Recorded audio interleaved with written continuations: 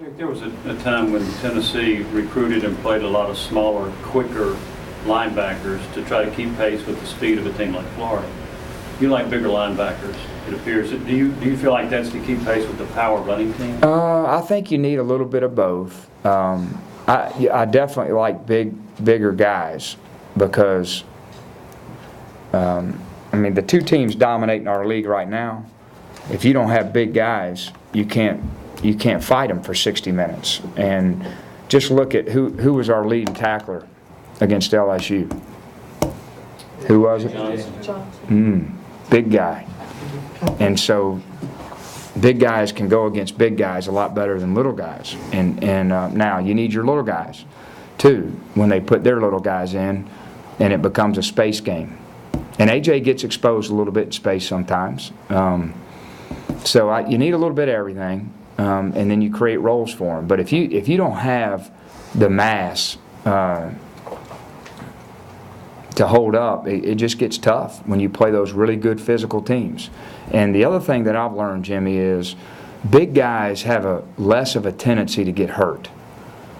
And when you get deep into the season, we've always tracked it on the offensive line. The smaller offensive linemen tend to start getting dinged up more. The smaller D linemen get dinged up. The pounding of the game over the course of 12 weeks starts taking its toll more on the little guys.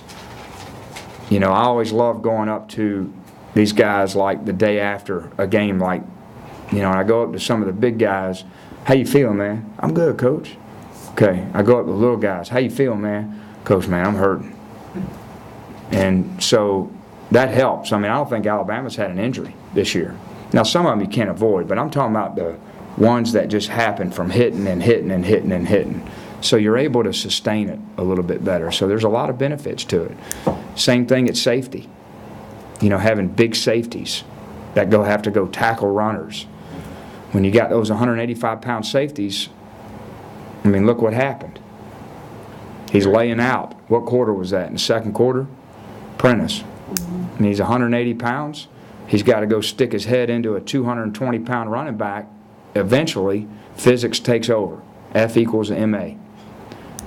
So how do you balance that speed-wise in recruiting when you're trying to stature speed? You should get a lot of guys. Only allowed 85. Yeah, I know. That's a lot. 85's a lot. You can't miss on guys. You have standards is what you do. You have minimum standards that you don't want to compromise, and you take some guys. If they're a little speed deficient, you take the size. If they're a little size deficient, they better be able to run. So we have it's the minimizing risk. That's how. How many red flags do they have as a player?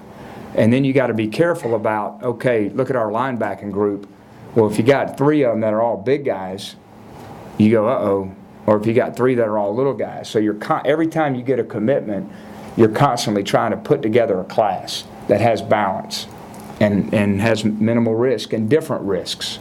So there's no real black and white answer for that. It's trying to just shape together a little bit of everything.